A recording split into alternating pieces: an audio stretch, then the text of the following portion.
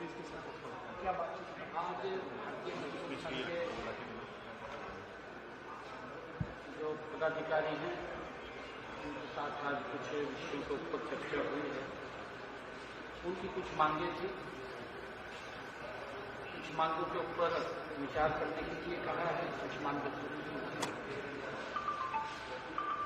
उसके ऊपर सार्थक चर्चा उनसे हुई है। जो हमारे कॉन्ट्रैक्चुअल कर्मचारी थे या कुछ अन्य और कर्मचारी थे, कुछ कोऑपरेटिव के कर्मचारी थे या हमारे अन्य जो पब्लिक हेल्थ के कर्मचारी, उन सब को लेकर के चर्चा हुई है। सार्थक चर्चा हुई है। जैसे कहा भी है कि कुछ मुद्दों के ऊपर सहमति बनी है, कुछ को हमने विचार के लिए रखा है। हाई परचेज कमेटी की मीटिंग भी आज हुई थी, क्योंकि एक हमारा यमुनानगर में जो सुपर क्रिटिकल यूनिट की स्थापना होनी है, उसको लेकर के इन्वायरमेंट की जो क्लियरेंस थी वो क्लियर हो गई है। जो भारत सरकार की कंपनी है बीएचईएल को ये यूनिट स्थापित करने का आज जिम्मा दिया है। 1 अप्रैल से वो शुरू करेंगे और लगभग ये 2.5 वर्ष के अंदर इसको पूरा करेंगे, वर्किंग में आ जाएगा। इसके ऊपर लगभग 7,272 करोड़ रुपए का खर्चा वो लागत आएगी और इस थर्मल पावर प्लांट में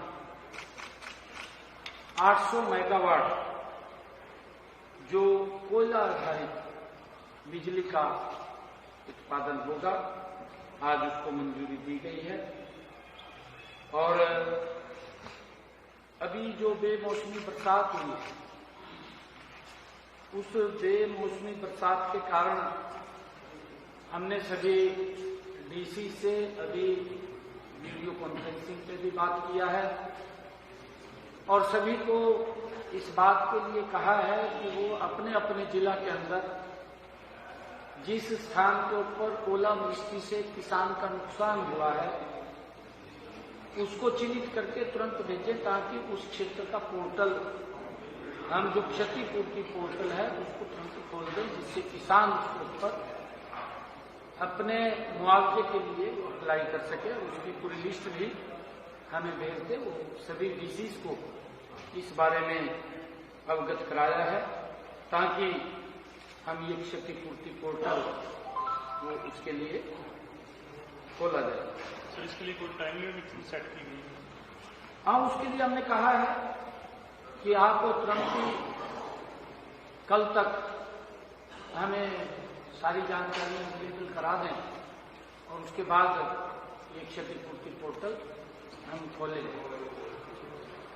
मुझे बताओ दखल के मुद्दे पर कल भूपेंद्र हुड्डा कर रहे थे, बड़ा आरोप जो है वो सरकार को कर रहा है। हमेशा किसी तरीके से जो है दखल होती रहती है सरकार।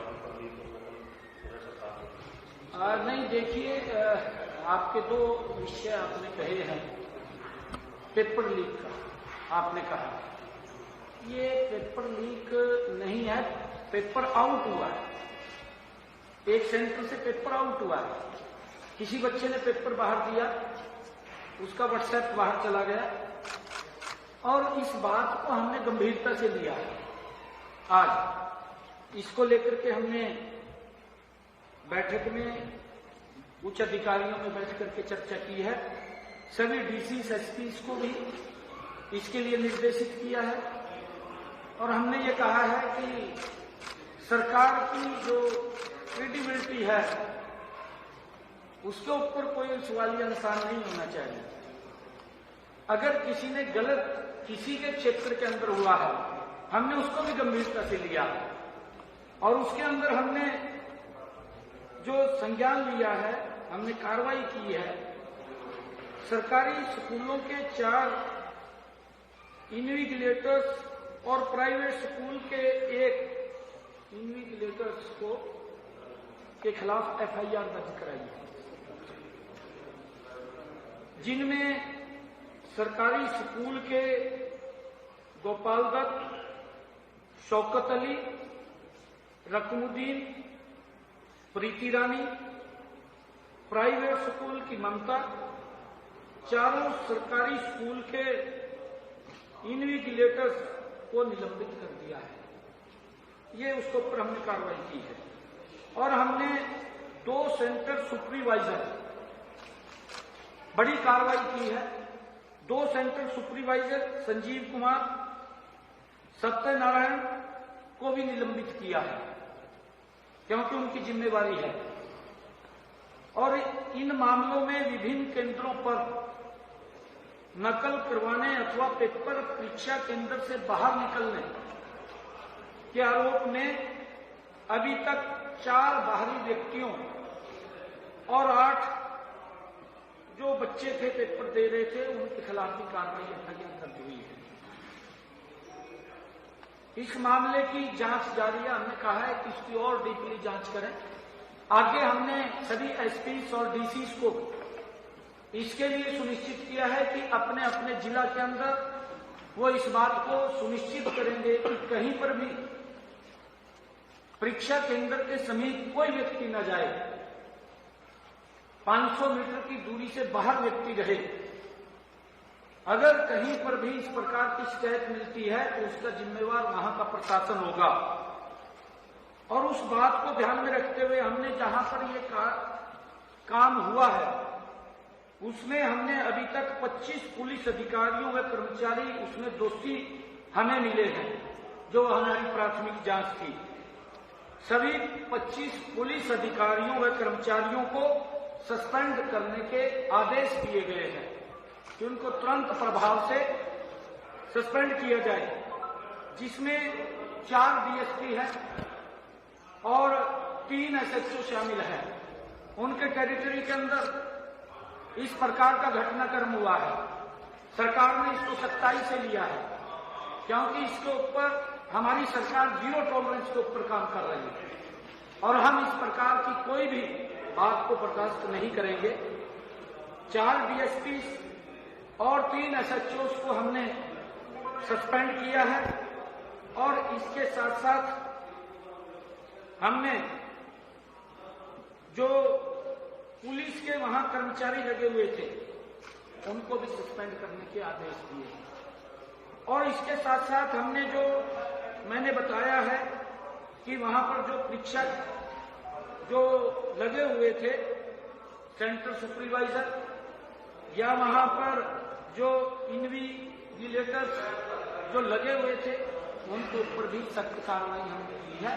और हमने ये भी आदेश दिए हैं कि कहीं पर भी पूरे प्रदेश के अंदर अगर कोई इस प्रकार का घटनाक्रम वो हमारे ध्यान में आएगा तो उससे संबंधित जो भी अधिकारी होंगे वो उसके जिम्मेवार होंगे। हमने सख्ताई से इसको लिया है। सोमवार से सारी व्यवस्थाएं दुरुस्त हो जाएंगी, क्योंकि हम इसके उससे कोई समझौता नहीं करते। हमने सख्त कार्रवाई की है।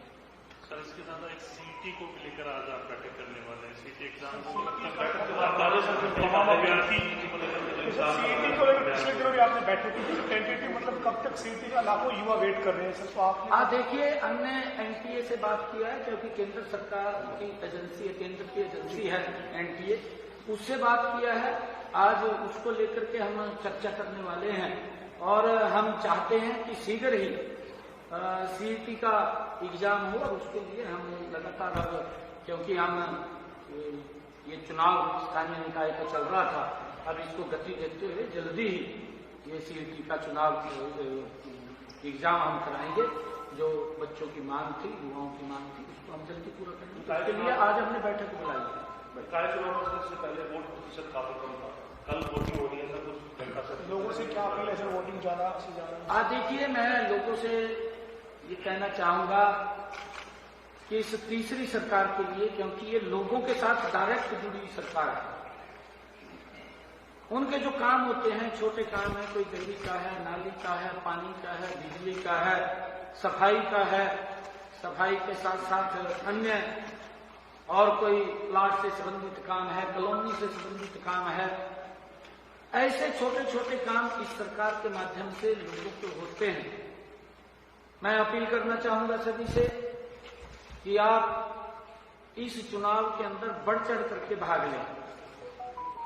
और मैं जिस प्रकार से पिछले दिनों लगातार हरियाणा प्रदेश के अंदर घूम रहा था, लोगों में एक बड़ा उत्साह, एक जोश देखने को मिल रहा है और लोगों ने मन बनाया है कि ये ट्रिपल इंजन की सरकार हरियाणा के अंदर 12 तारीख को बनेगी और हम मिलकर के गति से इस तीसरी सरकार के साथ विकास कार्यों को गति से आगे बढ़ाने का काम करेंगे। ये हमारी सरकार का कमिटमेंट है।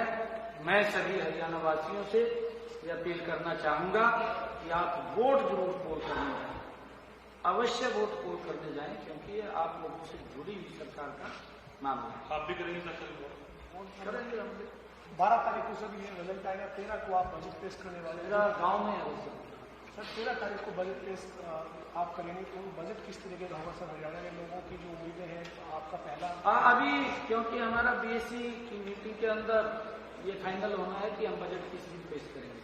कैसा बजट हमने, क्योंकि हरियाणा प्रदेश के अलग अलग वर्गों से और पहली बार हमने पोर्टल बना करके लोगों के सुझाव भी लिए हैं। हर हरियाणा के लोगों के महत्वपूर्ण सुझाव हमारे पास आए हैं। लगभग 9.5-10 हजार पोर्टल के ऊपर सुझाव आए हैं। हमने युवाओं के बीच में जाकर के उनको सुझाव लिए हैं। हमने स्टार्टअप के बीच में जाकर के सुझाव लिए हैं। हमने महिला उद्यमी से सुझाव लिए हैं।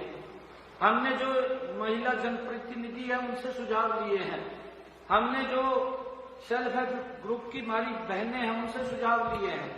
हमने जो नमो ड्रोन दीदी है उनसे सुझाव लिए हैं। हमने जो टेक्सटाइल इंडस्ट्री के लोग हैं उनसे सुझाव लिए हैं।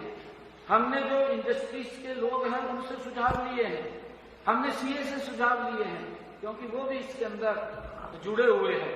हमने जो हमारे ऑर्गेनिक खेती करने वाले, प्राकृतिक खेती करने वाले हमारे एफपीओज और हमारे एग्रीकल्चरिस्ट, ऐसे जो प्रमुख लोग हैं, वैज्ञानिक हैं, उनसे भी हमने सुझाव आमंत्रित किए हैं। बहुत सारे वर्गों से हमने सुझाव लिए हैं। 3 तारीख को हमने हमारे हरियाणा के जो विधायकगण हैं उनके साथ भी हमने बैठना है प्री बजट को लेकर के, और 3 तारीख को हम विधायकों से भी सुझाव आमंत्रित करेंगे, उनके भी सुझाव हमारे पास आएंगे। तो उन सबको इस बजट के अंदर समाहित करके ये हरियाणा प्रदेश के 2 करोड़ 80 लाख लोगों की आकांक्षाओं, अपेक्षाओं का बजट होगा। हमारी आदरणीय मोदी जी के नेतृत्व के अंदर नॉन स्टॉप ये तीसरी सरकार का ये पहला बजट होगा और ये हरियाणा की अपेक्षाओं, आकांक्षाओं के ऊपर खरा उतरेगा। हमेशा कहते हैं कर्जा बढ़ रहा है, कुछ कर्जा कम हो, इसकी मैनेजमेंट होगी इस बजट के अंदर? किस तरीके से इसको कम किया जाएगा सरकार को, कर्ज कम हो? नहीं, देखिए ऐसा नहीं है। अगर हम अदर स्टेट्स को देखें, हम अपनी लिमिट से बाहर नहीं है बिल्कुल भी। और अगर आप देखेंगे 2014 के पहले का हरियाणा, 2025 का हरियाणा, जमीन आसमान का अंतर है। बुद्धा साहब तो ये चाहते हैं कि पुराने वाले जमाने में भी लोग उसी एक पीढ़ी सी गली में चलते रहा। इन तो सड़कें चौड़ी हो गई है, पहले तो टाइट थी बहुत, वो सोचते नहीं थे इनको चौड़ा करना है। अब लोगों के रास्ते भी सर्द हो रहे हैं, लोगों को सुविधाएं मिल रही हैं। हर प्रकार की सुविधा आज लोगों तक पहुंचाने का जो हमारी सरकार का कमिटमेंट है, समान रूप से हरियाणा प्रदेश का विकास, किसी क्षेत्र की अनदेखी नहीं है। हर क्षेत्र के अंदर समान रूप से विकास और गति से विकास, ये पिछले 10 वर्षों के अंदर हमारी सरकार ने सुनिश्चित किया है। एक मुख्य का वायदा लोगों की तरफ से किया गया था चुनाव से पहले महिलाओं को देने के लिए, तो इस बजट में प्रावधान किया गया। हाँ, देखिए इसकी हमने पूरी तैयारी कर ली है। अपने अधिकारियों को हमने कहा है क्योंकि हमारा ये बजट का पहला सत्र आ रहा है। इस बजट के अंदर हम उसका प्रावधान करेंगे और प्रावधान के बाद हम इसकी पूरी रचना योजना बना करके बहनों को 2100 रुपये देने का हमारी सरकार का कमिटमेंट है। क्योंकि हमारे जो वायदे हैं वो हमने 5 साल के लिए वायदे किए थे। क्योंकि विपक्ष तो ये बात बोलता है कि भाई इन्होंने तो वायदे किए थे, आज जो पूरे कर दिए। उन्होंने तो अपने वायदे 10 साल में भी पूरे भी किए थे। वो खाली घोषणा पत्र बन करके रह गया था और तो था नहीं कुछ भी। उसके अंदर कोई ज्यादा उन्होंने अपने कोई वायदा पूरा नहीं किया था। परंतु हमने जो पिछला हमारा 2014 का संकल्प पत्र था वो भी पूरा किया है। 2019 का संकल्प पत्र पूरा किया है और हमने अब ये 2024 का संकल्प पत्र के बारे में कहा है, इसको भी हम हूबहू 5 साल के अंदर लागू करेंगे। ये कमिटमेंट हमारा 5 साल के लिए है कि हमने अपने संकल्प पत्र को 5 साल में पूरा करना है। हमारी सरकार ने 100 दिन गौरवशाली पूरे किए हैं और 100 दिनों के अंदर बहुत महत्वपूर्ण संकल्प 18 ऐसे संकल्प हमने पूरे किए हैं। 10 संकल्पों की वो भी इसके अंदर जुट जाएंगे अभी जल्दी ही। उनकी आर्थिक और प्रशासनिक अनुमति आनी बाकी है, जल्दी ही वो आ जाएंगे। ये 28 वायदे हमने गति से पूरे किए हैं। इतने महत्वपूर्ण ये संकल्प है जिसका हरियाणा प्रदेश के लोगों को लाभ मिला। चाहे वो पट्टेदार किसान की बात है, चाहे पंचायती भूमि के ऊपर 20 वर्ष से कोई मकान बना करके बैठा है उसके सुधारीकरण की बात है। हरियाणा प्रदेश के किसानों की फसल 100% एमएसपी पर खरीदने की बात है। चाहे हर मेडिकल कॉलेज, हर सरकारी हॉस्पिटल के अंदर डायलिसिस फ्री की बात है। लगातार हमारी सरकार ने चाहे 25,000 युवाओं को बिना पर्ची बिना खर्ची के रोजगार देने की बात है। हमारी सरकार ने गति से काम किया है और इसमें जो हमने संकल्प पत्र में वायदे किए थे वो भी गति से हम पूरे करेंगे। यूनिवर्सिटी को लेकर जो है कांग्रेस आरोप लगाती है, उनका कहना है कि 23 यूनिवर्सिटी सरकारी यूनिवर्सिटी है जिसमें एक सिर्फ राई यूनिवर्सिटी को सरकार ग्रांट दे रही है, बाकी उनको जो है लोन दिया जा रहा है। तो इसकी क्या स्थिति है सर इस राई यूनिवर्सिटी की? क्या प्रक्रिया के रूप में जो है यूनिवर्सिटी को पैसा देगा? नहीं, देखिए ये ऐसा विषय नहीं है। सॉफ्ट लोन के ऊपर अगर दे रहे हैं तो उसमें दिक्कत क्या है? कांग्रेस को कोई दिक्कत नहीं होनी चाहिए, काम चला रहे हैं उनका। ये सारी व्यवस्थाएं सरकार की होती हैं, वो उनको भी मालूम है क्या क्या व्यवस्थाएं होती हैं। परंतु वो बाहर आए, बाहर करके वो आरोप लगाते हैं। पता उनको भी ये सारा कि कैसे सिस्टम को चलना है, कैसे चलाना है, ये उनको भी मालूम है। परंतु वो विकास नहीं कर पाए, वो प्रदेश का विकास नहीं कर पाए। अगर उनके समय में विकास हुआ तो क्षेत्रवाद का हुआ है। उस क्षेत्र के भी लोग तंग हैं जिस क्षेत्र का उन्होंने विकास किया है, वहां पर भी उतना विकास नहीं कर पाए जो करना चाहिए था। आज अगर आप लोग देखेंगे कि बारीक से बारीक जगह पर भी गति से वो एरिया बदलता हुआ दिखाई दे रहा है। सीएम साहब गति से काम हो रहा है। सीएम साहब आम आदमी पार्टी छठे वो अरविंद केजरीवाल को राज्यसभा भेजने का प्रयास करेंगे। इस तरीके से देखें आम आदमी पार्टी की और अरविंद केजरीवाल के इस फैसले को भेज देना चाहिए जल्दी। तो उसका ऑप्शन क्या है ये बता पहले बता। उसका ऑप्शन नहीं है कोई भी। और तो पंजाब लग रहा था जान, पंजाब वाला नहीं बढ़ने दिया। पंजाब से ही राज्यसभा जाने की तैयारी कर रहे हैं। पंजाब से ही राज्यसभा जाने की तैयारी। पंजाब से एमएलए के निकल के सीट खाली हुई, वहां से राज्यसभा। देखिए, आम आदमी पार्टी का जो ईमानदारी का नकाब था वो पूरे देश के सामने भी उतर गया है और दिल्ली के लोगों ने खींच के उतार दिया। वो जो ये घोषणा करता था मैं कट्टर ईमानदार हूं, मेरी पार्टी कट्टर ईमानदार है, क्योंकि मंच के ऊपर खड़ा होकर के बोलना एक मैं तो ये बोलता था कहना आसान है करना मुश्किल है। केजरीवाल को तो ये था अभी मैं अब तो राजी हूं, मैं तो जाता नहीं हूं। परंतु जिस प्रकार से ईमानदारी की आड़ में पूछाव चेहरा था और किस प्रकार से वहां की दिल्ली के लोगों को प्रताड़ित किया, किस प्रकार से वहां सुविधाओं से वंचित किया, यही स्थिति पंजाब में है। आज मैं आपके बीच में कह रहा हूं 2027 का पंजाब का चुनाव, वहां पर आम आदमी पार्टी साफ हो जाएगी, क्योंकि सेम पोजीशन वहां की जो लोगों को आयुष्मान का लाभ दिल्ली में नहीं मिल रहा था, वही पंजाब में नहीं मिल रहा। उनको भी उसी के अंदर उलझा रखा, सुविधा तो दे नहीं रहे, इधर उधर उलझा रखा। एक हिमाचल प्रदेश सरकार ने मंदिरों में जो चढ़ावा चढ़ता है सर, वो मंदिरों से मांगा है ताकि उनकी 2 योजनाएं पूरी हो सके। लगातार इसके हालात खराब है हिमाचल की कांग्रेस की सरकार ने सभी फैसला किया।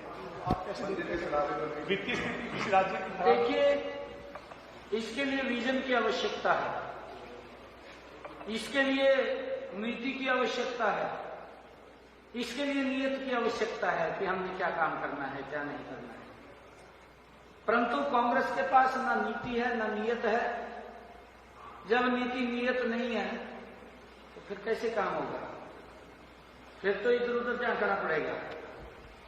और दुर्भाग्यपूर्ण है, लोगों से प्रलोभन देकर के वोट ले लिया, उस बात को पूरा नहीं कर पाए। ये मुझे खुशी है बताते हुए, हमने संकल्प पत्र में भी कहा था, 2.5 वर्ष हो गए हैं हिमाचल की सरकार को। 2.5 वर्षों में उन्होंने कहा था कि हम बहनों को 500 रुपए का गैस का सिलेंडर देंगे, नहीं दे पाए। हमने अपने संकल्प को पूरा किया। 15 लाख बहनों को हम 500 रुपए का गैस का सिलेंडर पहुंचा रहे हैं। हमने अधिकारियों का भी मैंने रिव्यू बैठक किया था, हमने उसको लागू कर दिया है। हमने रिव्यू बैठक करके कहा था कि जितनी भी बहनें छूट गई हैं उनके खाते को लिंक किया जाए, और लिंक करके हम उनको 500 रुपए का गैस का सिलेंडर मुहैया कराएंगे। हमारी सरकार का कमिटमेंट है, हम दे रहे हैं। परंतु कांग्रेस ने तो वोट ले लिया, वोट लेकर के झूठ बोल करके अब कभी बोलते हैं हमारे पास विकास के लिए पैसा नहीं है, कभी कुछ बोलते हैं, कभी कुछ बोलते हैं। भाई भ्रष्टाचार के लिए पैसा कहां से आता है? भ्रष्टाचार इतना हो जाता है कि उसके लिए भी पैसा आता है। परंतु इस बात को झूठ नहीं बोलना चाहिए, रेवड़ियां नहीं बांटनी चाहिए। जितनी चादर है उतने पैर पसारने चाहिए, तो चादर से ज्यादा पैर पसार लो। इन केजरीवाल ने पसारे थे, फट गई चादर, फट गई ना। कांग्रेस वाला की पटने वाली है, हिमाचल में जो 2-3 सीट रह गया उसकी पटने वाली है, तेलंगाना में भी पट जाएगी, कर्नाटक में भी फट जाएगी, जिधर इलेक्शन हो गए, हिमाचल में भी साफ हो जाएगी। सर आप प्रधानमंत्री नरेंद्र मोदी से मिलने गए थे अभी, तो क्या हिसार और जो अम्बाला एयरपोर्ट है वो जल्द स्टार्ट हो सकता है और कुछ डेवलपमेंट? आदरणीय प्रधानमंत्री जी ने काफी मेरे ख्याल से 40 मिनट तक बातचीत करते हुए हरियाणा के हर मुद्दे को पूर्ण चर्चा की। डेवलपमेंट के कामों पे भी चर्चा की है, कितने काम चल रहे हैं, किस गति से चल रहे हैं, हर विषय के ऊपर डीपली जानकारी आदरणीय प्रधानमंत्री जी ने दी। और हमने बताया है, मैंने हरियाणा के अंदर हमारे स्थानीय निकाय के चुनाव 2 मार्च को, उसके बारे में भी बताया है। प्रधानमंत्री जी ने कहा है, उनसे आशीर्वाद हमने लिया है कि हम यहां से सभी सीटें 12 मार्च को कमल के फूल के ऊपर खिलाएं, क्योंकि ट्रिपल इंजन की सरकार बनी। आज हरियाणा प्रदेश के लोगों ने भी मन बना लिया है, आज वो ट्रिपल इंजन की सरकार के साथ गति से विकास चाहते हैं। आदरणीय मोदी जी ने यह आशीर्वाद दिया है और उनका आशीर्वाद लेकर के हम ये ट्रिपल इंजन की सरकार बना रहे हैं और हरियाणा को एक विकास की तेज गति के ऊपर आगे ले जाने का काम हम ट्रिपल इंजन के साथ करेंगे। जो भी समस्याएं, जो भी दिक्कतें लोगों की हैं, उनका हम लगातार पीछे भी समाधान कर रहे हैं।